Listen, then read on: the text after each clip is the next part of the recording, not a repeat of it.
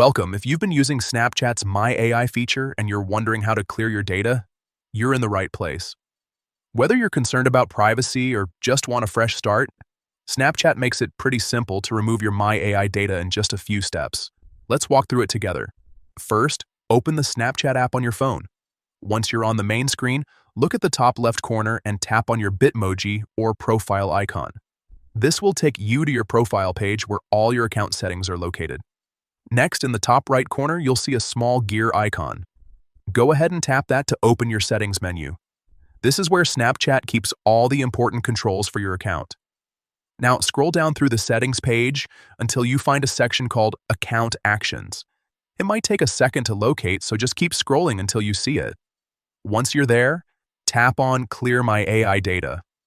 Snapchat will then ask you to confirm that you really want to delete this information. This step is important because once the data is cleared, it can't be recovered.